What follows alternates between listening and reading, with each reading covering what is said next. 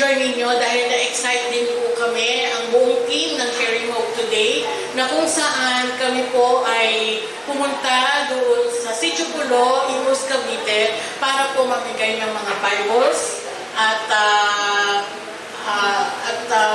tinuruan sila kung paano rin po magbasa nito, gumamit ng mga Biblia, no? At ito po ay ito pong outreach na ginawa namin na ito ay in partnership with All Nations for Jesus Church sa pangunguna po ni Pastor Luz Kua at ni Pastor Bong Ong.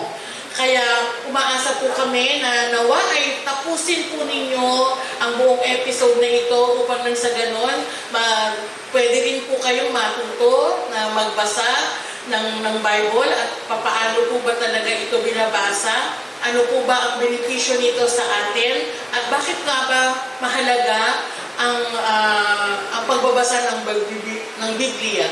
Ngayon pong episode na ito ay ginawa po namin in celebration para sa National Bible Month. No? At ang title po ng aming episode 3 sa season 2 ng Sharing Hope Today ay Hopeful Hearts Embracing National Bible Month.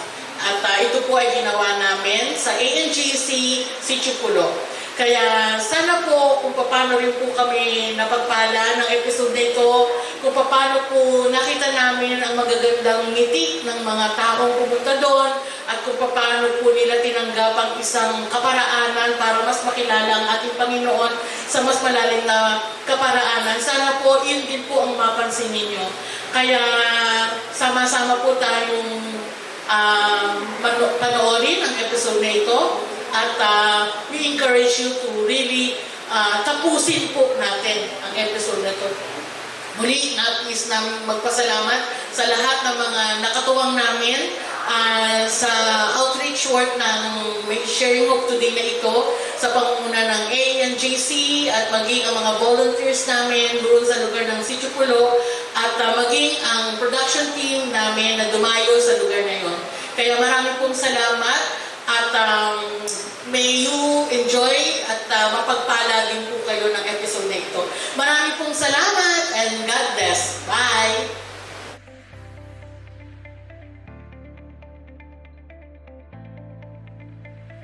Isang magandang hapon po sa bawat isa sa atin na narito tayo ngayon sa All Nations for Jesus Church, Sitio Pulo, Anabu, Imus, Cavite.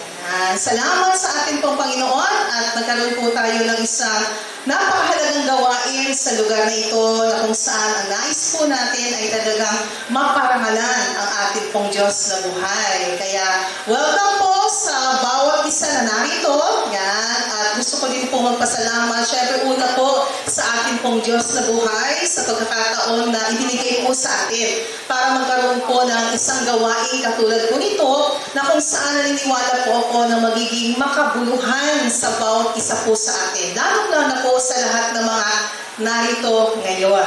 Salamat sa ating Panginoon at tayo po ay narito at naniniwala po ako na talagang meron po magandang gagawin ang Diyos. At ganoon din po, nais ko rin magpasalamat sa Sharing Hope Today na kung saan tayo po ang naging isang beneficiary nila para po magkaroon tayo ng ganitong gawain na kung saan isang napakahalagang bagay na ibibigay po sa atin. At yan nga po ay ang Biblia na kung saan mahalaga, tunay nga pong mahalaga sa buhay po ng isang tao. Kaya ngayong hapon na ito, gusto ko din pong pasalamatan at mamaya po ng konti ay tatawagan po natin ang isa sa nangunguna po dito po sa Sharing Hope Today na kung saan ang talagang layunin ay bigyan ng pag-asa ang marami pong mga tao. At sa pamagitan po ng Biblia na matatanggap po natin mamaya, makikita po natin at maunawaan po natin bakit ba mahalaga ang Biblia sa buhay ng isang tao. Kaya muli po, maraming salamat sa bawat isa na nakasama po namin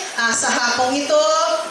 Tuloy-tuloy lang po tayo makinig at umasa po tayo sa magandang gagawin ng Diyos sa atin po sa lugar na ito. Muli po, welcome sa bawat isa.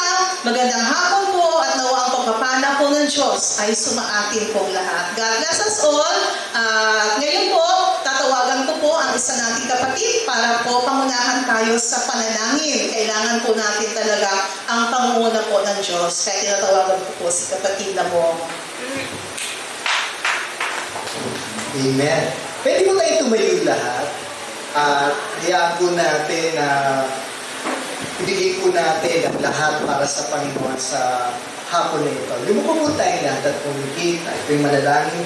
Panginoon, maraming salamat po sa hapon ito. Nagpapasalamat din ako dahil ikaw ang naging kasama namin sa araw na ito.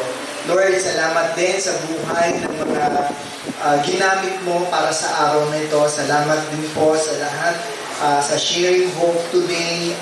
Alam ko po, Panginoon, you will continually bless them, Father God, as they bless people, Panginoon, through your word, O Lord God, through this, sa kanilang ibibigay ng mga salita mo, Panginoon, sa kanilang ibibigay ng mga Biblia, Panginoon, dahil alam namin, ito ay napaka-importante po sa bawat isa sa amin. Salamat po sa hapong ito. Alam ko po, kayo po ang mamumuna sa amin, pangunahan mo kami, at inihiling ko po na patuloy na marami pang tao ang mabigyan ng Biblia, Panginoon, at ito'y maging buhay sa kanila, Panginoon. Salamat po sa hapong ito, ay tinitiwala namin sa inyo ang hapong ito. Ito po ang aming dalangin sa pangalan ni Jesus. Amen. Ito po, pwede na po tayo umupo. Ayan. Ako po si Rose Bishop Villalobos, ang host ng Sharing Hope Today na napapanood po sa PHLV Radio sa US. Tayo po ay mapapanood naman dito sa Pilipinas tuwing Lunes ng alas 2 ng hapon. At sa Amerika naman po ay Linggo ng alas 10 ng gabi.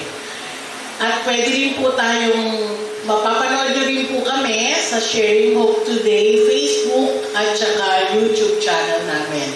Ano po ba itong Sharing Hope Today? Ito po ay pinanganak noong pandemic. Noong panahon na naka-lockdown ang buong mundo halos. No? At marami po kaming kakilala na namatayan ng pamilya, nagkasakit, may mga nawalan ng trabaho, nagsara ng mga negosyo, may mga kaso ng depression at saka ng mga suicide. At dahil po dito ay talagang ipinanalangin namin kung paano kami makakatulong sa mga tao. At doon po pinanganak ang programang ito. At kami ay dating nasa YouTube lang at saka nasa Facebook. Pero ngayon po ay napapanood na tayo sa buong Amerika, sa Canada, sa pamamagitan po ng PHLV Radio. So yan po yung Sharing Hope Today. Kami po ay tumatakbo na ng sobrang 1 taon at mas pinalawak ng Panginoon ang teritoryo ng Sharing Hope Today dahil dati sa Pilipinas lang kami napapanood. Pero ngayon ay as of last week, thank you kay Lord dahil meron na kami 3,300 views, no? So, first time namin na makaabot sa ganon. No, parang lalong pinapatunayan ng Panginoon na nais ng Diyos na mas makarating ang pag-asa sa mas maraming tao. Okay? Kaya, isa sa dahilan kung bakit natin kailangan ang pag-asa, para din magtuloy-tuloy yung buhay natin.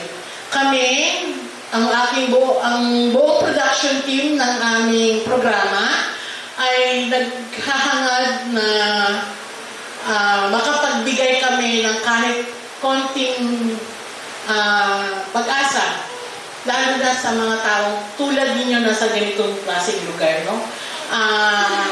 Importante na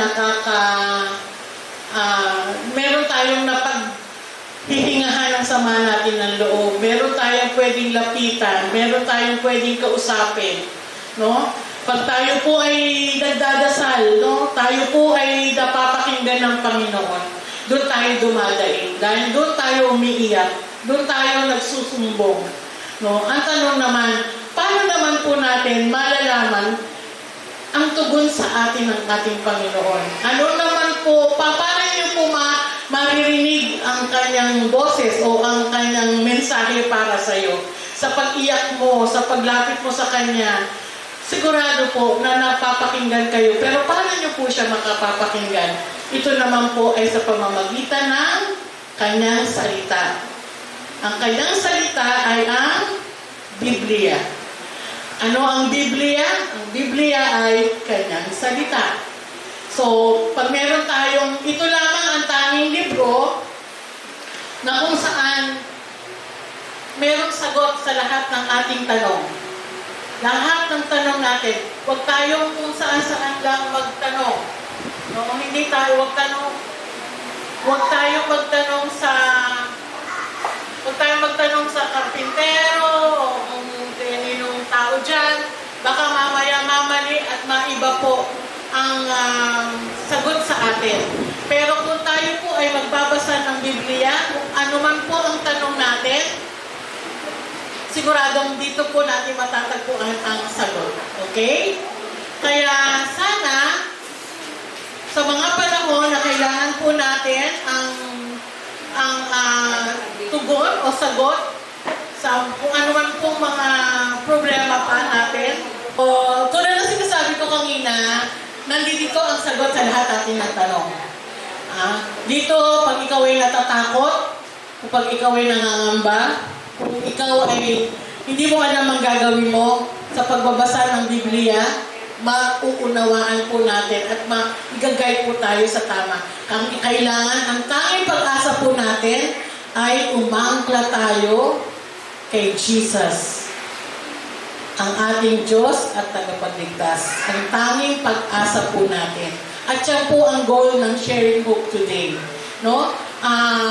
Ngayon pong January ay diniklara po ng ating gobyerno na magkaroon ng celebration ng National Bible Month. No? Sa pagsimula ng taon ay dito tayo magsimula sa pamamagitan ng pagbabasa ng kanyang Biblia. Bakit po importante ang Biblia? Okay? Importante po ang Biblia dahil una, syempre, ito ay salita ng ating Panginoon. Okay? Ito po ay isang buhay na aklat. Yung kung para bang nagsasalita siya, nangungusap siya. Kasi nga, pag meron kang kailangan, tutugon siya. Sasagot siya sa atin. No? Kumbaga, ito po ay aklat na kung saan hiningahan ng Panginoon. Hiningahan niya, kumbaga kinasihan ng Diyos. Iba't iba po ang nagsulat ng Biblia, pero pag tinignan mo ang kabuuan nito, lalo't mababasa mo ito mula sa umpisa hanggang sa pinakahuli, Genesis to Revelation, mauunawaan po natin na oo nga, talagang hindi man sila magkakakilala, hindi ito ay sinulat sa iba't ibang panahon, and yet, kumbaga, fully, coordinated ang lahat ng mga sinasabi sa Biblia. Ito raw po ang isang libro na kung saan pwede sa lahat ng panahon. Ang kanyang salita ay totoo at buhay, hindi lang sa panahon ng mga kabataan, ng bata pa tayo, ito rin ay sa panahon natin at sa mga darating pang panahon. Okay? Yung katumpakan ng Biblia, lahat po na nakasulat dito sa aming ipamimigay sa inyong Bible, lahat po yan ay tama at totoo. Tama at totoo. Hindi po, wala kasinungalingan dyan. Wala po yung pagkakamali. At higit sa lahat, ang mensahe dito sa Biblia na ito ay una, malinaw, klaro. Klaro po, no? At laging napapanahon. Ang mga halaga ng katotohanan ng Biblia ay sigurado. Sigurado. Pag binasa po natin ang Biblia, kunyari yung kwento na kung saan si Peter yon yung naglakad sa tubig. Paano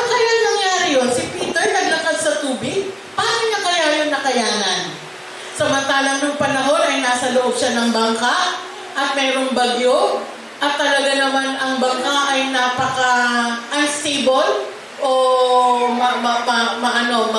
magalaw, maalon. Andyan ang kidlat, andyan ang hangin ng mga panahon na yon. And yet, nung nakita niya ang ating Panginoon, Jesus, siya ay lumabas ng bangka at siya po ay lumakad sa ibabaw ng tubig. Pero nung napansin niya yung bagyo ulit at naramdaman niya yung lakas ng hangin, siya po ay natakot. At nung natakot po siya, biglang lulubog na lang ulit siya. Pag po in-apply natin yon sa ating mga buhay, isa lang po ang nais ng lesson, ng kwento na yon. Nasa lahat daw po ng bagyo ng buhay natin, lahat ng problema ng buhay natin, basta tayo ay nakatingin lang sa ating Panginoon, hindi natin ma-i-entertain ang anumang agam-agam o takot. Pag ang ating mga mata, ang ating paningin, ay ang ating pananampalataya ay naka-fix lang kay Jesus, kaya natin gawin ang imposible. At lahat ng problema, matatagpuan natin ang solusyon. Pero, pag nagsimula tayong mag-alala, matakot, mangamba, dahil sa ating mga problema, kalagayan, doon tayo magsisimulang lumubog at nawawalan tayo ng pag-asa. Ano kaya ang sikreto para manatili kang kakayanin mong lumakad sa tubig? Yan ang makikita nyo sa librong ito, ang Biblia. Okay? Kaya bilang isang project ng Sharing Hope Today, hindi man namin kayo lahat maabot, makausap, hindi man kayo makapanood sa aming programa, pero kung mag-iiwan kami sa inyo ng isang babasahin na kung saan pagka may problema ka, pagpatulog ka na, pag iyak ka ng iyak, hindi mo na alam ang gagawin mo, ang naniniwala at nananampalataya po ako na kakalabitin kayo ng Panginoon at ipapaalala na meron kang Biblia na pwede mong buklatin para nang sa ganon ay masumpungan mo ang sagot sa iyong mga problema. Hindi man po kami, pwede po kayo sa amin mag-PM, pwede po kayo mag-send ng message doon sa Sharing Hope Today, at may mga staff po tayo, meron po tayo production people na pwedeng mag-entertain. Meron din po tayong mga intercessors, no, na sulat niyo po doon, please pray, paki-pray niyo po kasi po kailangan namin ng panalangin, sabihin mo yung dahilan, ano yung pangalan mo, taga saan ka, at meron pong mananalangin para sa inyo. No? Nawa matagpuan nyo ang programang ito sa mga panahon na kailangan nyo ng pag-asa. Kasi yan lang po ang bit-bit namin. Paano ba magbasa ng Bible? Saan ba ako mag-uumpisa? Paano ba ano ba yung naandyan? Ano ba yung makikita ko dyan? Kailan ba ako dapat nagbabasa? Paano ko babasahin? Di ba? Lahat po nun. Yan po ay ituturo sa atin ng deacon ng Blessed Church sa Cavite City. Kaya sana po makinig po tayo at nakakasiguro po ako na kayo po yung makikinabang pagkatapos ng gawain ito. Okay? So, nandito na po si Dean Orlando para para magpaliwanag sa atin paano ba natin gagamitin itong pamimigay po namin. Thank you. Magandang hapon po sa bawat isa. Ako po si Orlando. So, ngayon po, ipagpapatuloy namin yung programa ng Sharing Hope Today sa inyo, na kung saan po ako ay magtuturo sa inyo, magbabahagi, kung paano po ba natin gagamitin o pakikinabangan ang salita ng Diyos sa pamamagitan po nitong mga naka-imprinta o mga naka-printed Word of God. Kasi noong mga unang panahon po, ang salita ng Diyos ay maririnig lamang nila Moises, nila Abraham, sa pamamagitan ng salita ng Diyos na nanggagaling mula sa kalangitan. Wala pang nailimbag, wala pang naisulat. Pero ngayon po sa panahon natin, ang salita ng Diyos ay nai-printa na-verify na-qualified na po ng mga scholars at ng mga sinauna natin mga fathers. So, verify nila na ang salita ng Diyos na napapaloob sa Biblia ito ay tunay at hindi nagbabago. So, mamaya po, habang tayo nagpapatuloy, ma-appreciate po natin bakit nga ba kailangan may Bible lang isang tao? Bakit nga ba kailangan nating sa araw-araw nating buhay, kailangan ng Diyos ay ating inuuna? Bakit kailangan nating basahin ang kanyang salita? So, meron naman tayong mga dyaryo, meron iba't ibang mga babasahin, pero bakit Biblia ang kailangan nating pagtuunan at bigyan ng kahalagahan? Ang kasama po natin uunawain at bibigyan ng halaga ang salita ng Diyos at kung paano po siya magiging kapakinabangan sa ating buhay bilang isang tao. Alam niyo po ba sa kasaysayan, sino dito ang mahilig sa kasaysayan? History. Ayan, sa mga school, sa high school, pinag-aaralan natin ang kasaysayan. Alam niyo po ba sa noong unang panahon, marami pong mga tao ang nagtangkang burahin sa mundo ang salita ng Diyos. Alam niyo po ba na napakaraming pinuno na naging pinuno ng mundo ang nagtangkang i-destroy o burahin ang salita ng Diyos. Ang nais po nila, itong salita ng Diyos ay hindi na po magpatuloy sa panahon natin ngayon at sa mga susunod pang panahon. Isa na po doon ay si Emperor Nero. Sino sa inyo nakakilala kay Emperor Nero? Ayan, sa history, matutunghayin niyo po yan. Ganon din po si Emperor Diocletian. So sila yung mga pinuno ng Roman na talagang gusto nilang puksain ang salita ng Diyos. Dahil nagiging sagabal ito sa kanilang paghahari at nagiging threat ito o banta para sa kanilang pamumuno.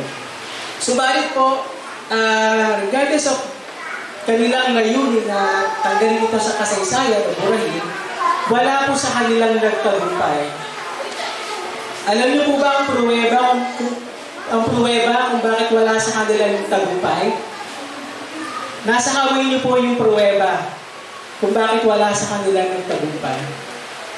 Nasa kamay ninyo yung Biblia na tinangka nilang tapusin o burahin ng mga panahon iyon. But the Lord is good, His word is alive. Ito po ay nakipaglaban nila. So pinaglaban ng Diyos ang kanyang salita para ito po ay magpatuloy mula sa henerasyon nila, sa henerasyon nyo, at maging sa henerasyon sa mga susunod na panahon. Kaya ngayon po, appreciate natin kung nasa kamay na po natin yung mga Bible. Nang dahil po sa Biblia, ang ating mundo ay tuluyang nagbago. Dati ang mundo walang Diyos na kinikilala o dahil silang burahin ng Diyos sa kasaysayan. Pero nang dahil sa salita ng Diyos at dahil sa mga misyonaryo at dahil sa mga pastor, sa mga Kristiyano na mayroong pagmamahal sa salita ng Diyos at paggalang, sila ay ginamit ng Diyos para ito po ay ipagpatuloy, ito po ay iparating sa malalayong lugar, sa iba't ibang etniko, sa iba't ibang bayan, sa iba't ibang tao, para po ang salita ng Diyos ay maging stable. Ngayon po, i-encourage ko po kayo na kung paano natin i-explore ang Bible. Sino po dito yung first time na makahawak ng salita ng Diyos o ng Bible? So nakakatuwa po kasi dito yung first time na nakahawak kayo ng Bible. Napakagandang balita po niya. Kasi ngayon, tuturuan namin kayo paano naman natin siya i-utilize o gagamitin. Yan na.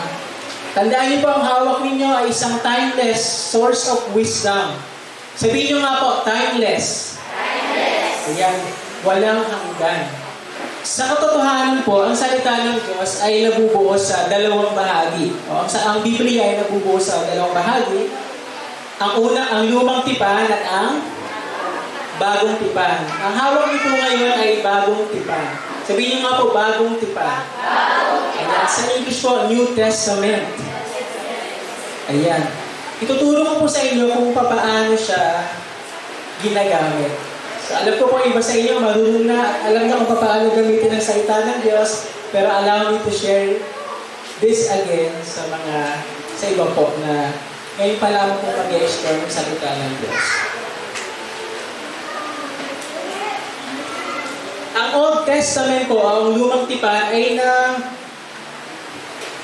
kino-cover po niya yung mga narrative, poetry, o mga tula, mga wisdom o karunungan, at mga propesiya. So kung nakapagbasa na po kayo ng Old Testament, marami diyang kwento, maraming mga histories, maraming mga tula, especially po sa aklat ng mga awit, at karunungan sa aklat ng Ecclesiastes, Kawikaan, at propesiya po, si Jeremiah, si Daniel. Sino pa yung mga propesiya kilala ninyo? Habakkuk, ayan. Nahum, so marami po dyan sa Old Testament na matidiscover ninyo habang binabasa po ninyo siya. Higit po siya doon sa mga literatures na binabasa natin sa eskwelahan o sa ating mga pinagtatrabahuan. Ang salita ng Diyos ay buhay na buhay at talagang kapakipakinabang po sa ating buhay. At ngayon po sa hawak ng Bible na New Testament, ang nakapaloob naman po dyan ay yung tinatawag nating Gospel. Ito yung Matthew, Mark, Luke, John. Meron din tayong tinatawag na mga epistles. Pag sinabi natin mga epistles, ito po yung mga kasulatan. Yung mga sinulat ni Pablo, ni Timoteo. So diyan po natin mababasa. Kaya kapag bubukatin po natin yan sa aklat ng taga-Korinto, makikita niyo po na para kayo nababasa ng letter. O para kayong sinulatan ng sinulat. At nararaan din po yung tinatawag nating Apocalypse o yung Revelation. Nabasa niyo nga po ba ang Revelation? Ayan. Ngayon po sinasabi ko sa inyo, ang Revelation po ay hindi dapat natin katakutan. So it is not something na dapat natin katakutan bilang Kristiyano. Kasi meron po tayong glorious hope. Meron pong iniwan sa atin ng Diyos na pag-asa na kapag dumating man ang panahong ito, na nangyayari na itong panahong ito, we have this hope na mga umiiral po o iiral po sa ating puso para po tayo ay hindi mabalot ng takot. Bagkus mabalot tayo ng excitement that one day the Lord Jesus Christ will return for His people. Amen po? Ayan. Paano nga po ba natin dapat unawain o intindihin ang salita ng Diyos?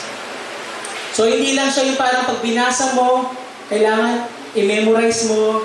Hindi lang siya yung tulad na kapag binasa natin, pag tinanong tayo ng mga churchmate natin o ng mga pastor natin, alam natin na ang isasagot. It's more than that. Kailangan po kapag binabasa natin ang salita ng Diyos, ito po ay nananahan o ina-absorb po ng ating puso. Kaya ang puso po ng tao ay ginawa ng Diyos na absorbent ng kanyang salita. Otherwise po, kahit anong pagbabasa ang gawin mo sa salita ng Diyos, mahirapan po tayo nawain kung wala pong gabay at tulong ng banal na Espiritu. Kaya mahalaga rin po talaga na kapag tayo po ay magbabasa o mag-explore ng salita ng Diyos, kilala natin kung sino ang sumulat. Kilala natin kung kanino nagmula ang salita na ito. Kasi kung hindi po natin kilala, para lang tayo nagbasa ng sulat sa Facebook wall o kung saan man at wala tayong pakialam kung sino man yun. But when we have, or since we have, the Holy Spirit sa ating buhay, we can call this a love letter. Sabihin nyo nga, love letter. Especially pag binasa niyo yung Matthew, Mark, Luke, John, yung kapanganakan ni Jesucristo, kung iba ang magbabasa nyo, parang historical facts lang. Pero pag tayo nagbasa, this is it, Lord. Salamat dahil inyong binaba ang inyong anak na si Jesus para ako ay tubusin. Pakitaas mo yung inyong mga Bible. Ayan. Praise the Lord at meron tayong mga Bible. Buksan niyo po sa unang pahina. Pagdating po sa table of contents o yung talaan ng mga nilalaman, masyadong malalim yung talaan ng nilalaman. So mga nilalaman, ito po. Itaas niyo po yung Bible kapag nakita niyo na po ito. Yung mga nilalaman, contents. Ayan. So napakahusay po ng mga Bible scholars natin at hindi tayo binigyan ng isang malaking Biblia na walang table of contents. Alam niyo kung bakit pag walang table of contents? Pag sinabi ko sa inyo ngayon na buksan niyo ang Romans 3:16, lahat tayo magkakandagulo. We are thankful for them at ginawa po nila ito at inalis nila para po sa ating kaayusan. Meron po tayong tinatawag dito na dagla. O yung mas pinaikling version. Usually, ito po yung nakikita natin kapag binuksan niyo po yung inyong Bible reader. Meron din po ba kayong calendar, Bible calendar? Ayan. Usually, pag tinignan niyo po dito, hindi niyo makikita yung kabuuan. Ang nakalagay lang dito ay JN, tapos 3-4. So kung first time po natin magbabasa ng salita ng Diyos, ngayon lang tayo nakahawak ng Biblia, pag sinabi kong buksan niyo yung JN 3-4. So malay ko ba kung ano yung JN 3-4? Ang alam ko lang, ANJS. ANJS. Yeah, so God is good. Na talagang alam natin kung paano i-explore ang salita ng Diyos.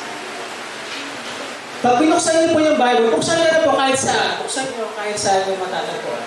Meron kayo dyan makikita malaking number na naka-itim. Malaking number. Nakita niyo po ba? Yes po. Yan ang tinatawag natin. Sa English, anong tawag dyan? Chapter. Sabihin niyo nga, chapter. Chapter. Sa Tagalog, kabanata. Kabanata. And then, meron po dyan mga maliliit na letter o numbers na makita nyo nasa kalagitnaan ng mga salita. Yung ibang Bible po, lahat ng mga number na yun, nasa isang side lang. Pero sa uri ng Biblia na hawak natin ngayon, nasa pagitan siya ng mga salita. Yung mga maliliit na numero na yun ay ang tinatawag nating verse. O sa iba naman sa Tagalog naman ay talata. So ngayon, nagkakaroon tayo ng Bible. Ayan. Hanapin nyo nga po yung Roma 5. Roma 5. Yung unang makakasagot po, ang unang makakahanap, taas po ng kamay. Roma 5. Ayan, si ate, nakita nyo na po? Ayan, Roma 5. Makikita niyo po sa taas yung pangalan ng aklat, Roma, tapos mayroong 5, 6, 7, and so on and so forth. Naka-option niyo na po kung paano magbubukas ng salita ng Diyos, kung paano siya hanapin. Yung mga unang nakahawak lang po ng salita ng Diyos, yung mga first time na nakahawak po ng Biblia, okay na po kayo kung paano siya hanapin? Basta yung malaking letter number dyan na naka-itim, yun ang chapter.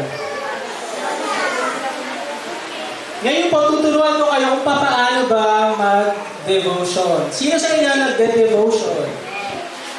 Kapag sinabi natin devotion, ito yung pagbabasa ng salita ng Diyos, ng may pagninilay, may pangunawa, may panalangin, at may response doon sa ating binasa.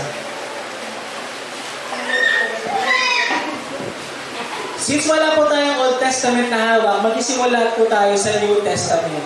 So that ako po ay nangangarap o umaasa na ito po ay ating gagamitin. Araw-araw. Kung kakayanin ninyong simulan ngayong gabi, mas mainam po. Pero sa isang hawak niyo po ay New Testament, hahanapin po natin yung New Testament sa Bible reading plan natin. Na siya po ay matatagpuan sa September 28. Hanapin niyo po, September 28. Taas po kapag nahanap na ang September 28. Ayan, dito sa side, nahanap niyo na po, September 28. Ano po ang nakasulat sa gilid? M. Ang 29 pala. So, September 29. MT. So, MT 1, verse 1 hanggang 4, verse 11. So ano nga ibig sabihin ng empty? Saan niyo siya hanapin? Hanapin niyo sa nilalaman at makita niyo doon na ibig sabihin pala ng empty ay Matthew. Sa Tagalog po ay Mateo. Okay na po? Ngayon, bibigyan ko kayo ng mga tips kung paano po dapat o paano tayo magde-devotion. Paano natin mapapakinabangan ang salita ng Diyos at kung paano po natin ito ma-apply sa ating buhay. Are you ready? Yes! Ayan. So kapag tayo po nagde-devotion, para mas makilala po natin ng Diyos at magkaroon po tayo ng malalim na relasyon sa Kanya at magkaroon tayo ng pag-asa at tiwala na hindi kailanman mawawala, ang kailangan po natin ay ang Biblia at isang maliit na notebook. Sino sa inyo may notebook? Or kung walang notebook, bond paper. Kung walang bond paper, yellow pad. Or kahit ano po na pwede niyong sulatan. Halimbawa po, ang babasahin natin ngayon ay ang Matthew chapter 1, verses 1 hanggang Matthew chapter 4, hanggang verse 11. Ito po yung pwede natin isulat sa ating papel o notebook. Ang aking nabasa ay tungkol sa... Binasa niyo yun, yung Matthew 1 hanggang Matthew 4. Isusulat niyo, ang aking nabasa ay tungkol sa... So kayo bahala doon kung ano yung inyong nabasa. Kung tungkol saan yung inyong nabasa. Pangalawa po, ang aking natutunan ay tungkol sa... Ano yung una? Ang aking nabasa ay tungkol sa... At pangalawa, ang aking natutunan ay tungkol sa... Madali lang po, di ba? Madali lang. At after po noon, ito, bonus. Pwede nyo rin pong isulat sa baba ng inyong notebook o ilista ang mga pangako ng Diyos na nakita nyo doon sa inyong binasa. Agree po ba? So pwede nyo isulat yun. Kung wala kayong nakikitang pangako ng Diyos doon sa inyong binasa, pwede na kayong mag-stop doon sa ang aking natutunan. At pagkatapos po, tayo ay mananalangin. At hihingin natin ang gabay o ang Diyos ng tulong kung paano po natin isasabuhay o i-apply natin sa ating buhay ang ating mga natutunan. Okay po ba? Are you still here? Help? Ayan po. So kanina po nagpa-survey ako, sino pa yung mga ngayon lang po dumating sa JC. Taas ulit ang kamay. Yung first time niyo po ngayon. So gusto ko po ulit silang makita. Ngayon po, tignan niyo yung paligid ninyo. Look around. Tignan niyo yung mga katabi ninyo. Tignan niyo yung bubong. Yung labas ng bintana. Ano pong napapansin ninyo? Init. Totoo po yun. Marami na nangyari para uminit ng sobrang panahon ngayon. Kanina po, meron ako nakakwentuhan na itong lugar na po pala ito ay dating palayan. Naniniwala po ba kayo? Yung dating palayan ito?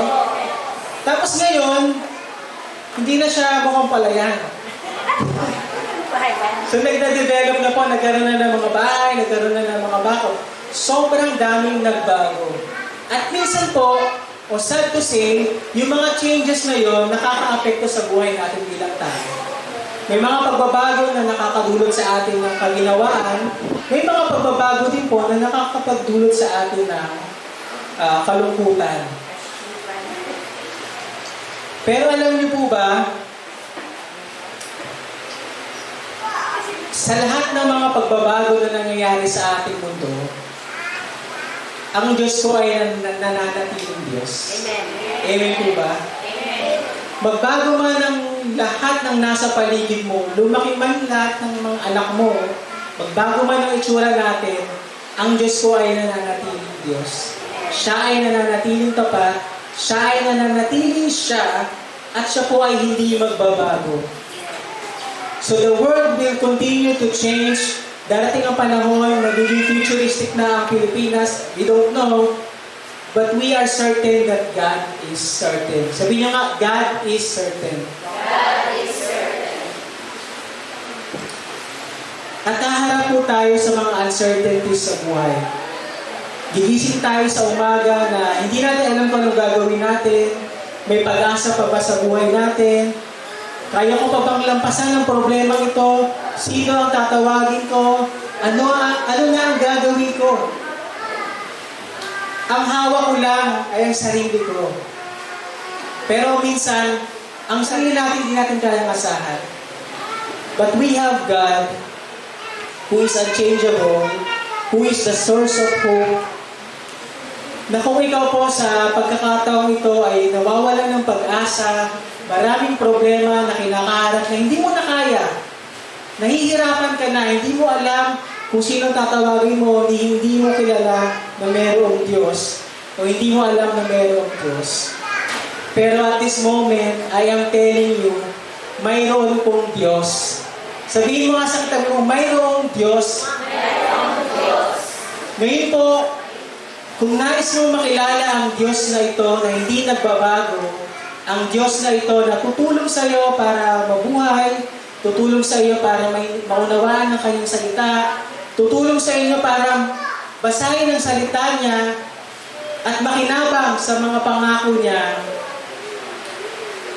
at gusto mong makilala pa ng lubos si Jesucristo na kanyang bugtong na anak, na wala namang kasalanan, pero willingly, siya po ay nagpapako sa krus para po bayaran ang ating mga kasalanan. If not because of Jesus Christ, lahat po na ginagawa natin dito ay walang kabuluhan. But we are so hopeful na ang ginagawa po namin dito ngayon, ang pag-attend nyo every Sunday ay may kabuluhan. Because one day, this Jesus Christ who died on the cross, who rose again, who is seated in the right hand of God, will return one day to redeem His people. And if you are not yet sure na kasama ka doon sa kanyang i-redeem balang araw, this is the time that I invite you to pray and to accept Jesus Christ as your personal Lord and Savior. Sige po, yung mga hindi pa kilala si Jesus, inahiya ko po kayo na pumikit at ipanalangin po natin. Pwede niyo po akong sabayan para po tayo ay makapanalangin. Panginoong Diyos, Ikaw po ay dakila, Ikaw ay makapangyarihan, hindi ka po nagbabago. Ay iyong grasya at biyaya ay hindi nagmamaliw. Salamat po dahil ako ay naririto ngayon, nakikinig sa inyong salita. At ngayon po, nalaman ko na ako po ay makasalanan. At wala po akong kayang gawin upang makalapit sa iyo o makarating sa langit. Kaya ngayon po, inaamin ko na ako ay makasalanan. Hinihingi ko po ng kapatawaran ang lahat ng ito at tulungan niyo po ako, Panginoon, na magkaroon ng panibagong buhay na may pagmamahal sa inyo at may takot. Salamat po sa inyong bugtong na anak na si Jesus na namatay sa krus para po sa aking mga kasalanan. Kaya po, Panginoon, pumasok ka po sa aking puso. Pagharian mo po ito, manahan ka, at maging Diyos at Panginoon. Salamat po sa kapatawaran na aking natanggap. Tulungan niyo po ako mula ngayon na mamuhay ng naaayon po sa inyong kalooban. Ito po ang aking dalangin sa matamis na pangalan ng inyong anak na si Jesus. Amen. Thank you po for being a part of this enriching workshop and Bible exploration. Nawa po ay meron kayong natutunan at mapalalo po ang inyong pananampalataya at relasyon sa ating Panginoong Diyos. So ngayon po ay dumating ko na po ang microphone sa ating kasama si Sister Rose. May natutunan po ba kayo? Okay.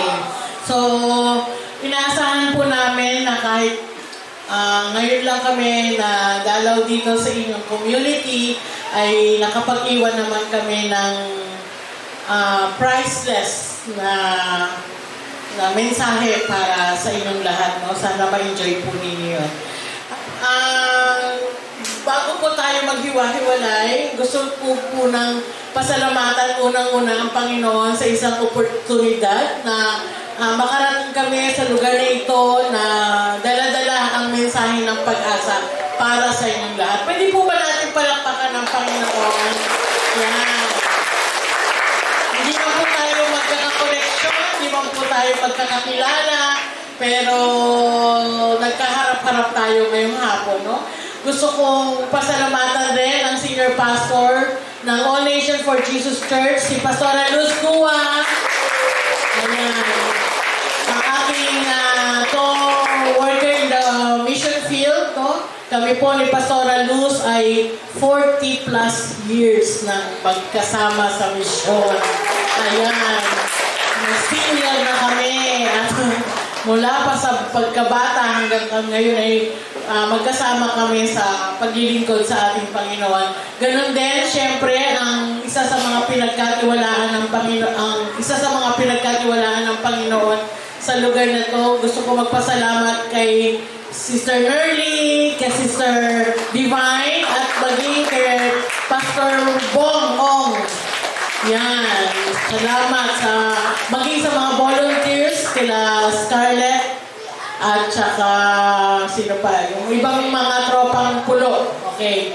Gusto ko rin magpasalamat sa pagsama sa ating pagsuporta ng external ministry head namin sa Maine.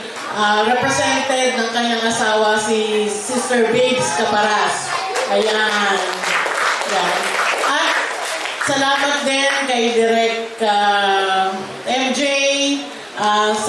kay Orlando,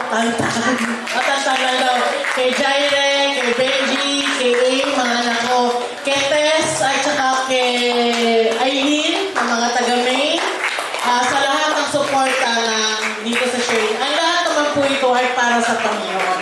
At higit sa lahat, ay pinagpapasalamat namin sa Panginoon ang lahat ng mga tao, kayo, na mga pumunta dito, istorbo sa tulog sa hapon, naglalaba yung iba, at yung iba dyan ay nagdala kulang ng gulay, pero nandito, at kaya mamaya pag gusto nyo ng gulay, utang na loob, bilhin na natin yung hindi na siya nakapaglako kasi umupo na siya dito. Meron pang isa yatang naglalako kanina. Ha? Mais naman. Nagtitinda ng mais na naglalakad lang dyan. Pero napapasok sa lugar na to. At saka lumpia. Busog na tayo. Okay? Salamat sa mga buhay nyo. Hindi man kayo nakapag-ikot para makabenta. Kayo naman ay pagpapalain ng Panginoon sa ibang kaparaanan. Okay? Salamat sa inyo. At isa pa, nawa ang pagpunta namin dito ay sulitin nyo naman, no? Sana wag mawalan ng saysay ang mga Biblia na ibinigay sa inyo at tawag dito pinaabot sa inyong mga kamay. Sana po yan po ay magkaroon ng saysay. Malay ninyo, magiging malaking tulong pala yan sa inyo pagdating ng panahon, okay? At ngayon, para bago tayo magpunta sa closing prayer, no, nirequest ko si Babes Caparas, ang ang asawa ni Charlie Caparas na lagi ng preacher dito, di ba? Kilala nyo? Si Brother Charlie. Ito yung kanyang girlfriend dati. Yan. At pagkatapos po nito, huwag lang po kayong aalis at pag-uusapan po natin ng papel na yan, okay? Kasi baka pag nauna yung... Okay, congratulations po sa lahat. At ang hawak-hawak po niyong aklat ay hindi po basta-basta aklat. Ang mga hawak niyo pong aklat ay punong-puno po ng pagmamahal, punong-puno po ng inspirasyon, at punong-puno po yan ng liwanag na makakapagpabago ng ating buhay. Amen? Tayo po ay magpasalamat kay Lord sa oras na to. Salamat Panginoon sa araw na to dahil binuksan mo ang pintuan, Lord, para sa church na to, para magkaroon po kami ng mga Biblia na alam namin na gagamitin mo sa aming lahat na narito na mga nakatanggap para lalo ka pa namin makilala, lalo pa namin maramdaman at lalo namin matanggap ang biyaya ng pagmamahal mo, Panginoon. Salamat dahil ang mga aklat na aming hawak ngayon ay magsisilbing liwanag sa aming mga paa at ito ay magiging liwanag din, Panginoon, ng aming mga daraanan, Panginoon. Salamat, Lord, sa buhay ng aming mga kapatid na taga-sharing hope today na naging daan na ginamit mo, Panginoon, upang magkaroon kami ng napaka-espesyal na aklat na ito, Panginoon, na aming hawak ngayon. Pagpalain niyo po ang araw na ito at alam namin na uuwi kami sa aming mga tahanan na dala-dala ang ligaya, ang pagmamahal na galing sa iyo dahil narinig namin ang mabuting balita sa hapong ito, Panginoon. Salamat, Lord, sa aming pag-uwi. Ingatan mo pang bawat isa. Taglayin namin ang pagmamahal at ang joy at ang pagpapala na nanggagaling sa iyo, Panginoon. Salamat, Lord. We honor you. We worship you. We give thanks unto you, Lord. This we pray in Jesus' name. Amen.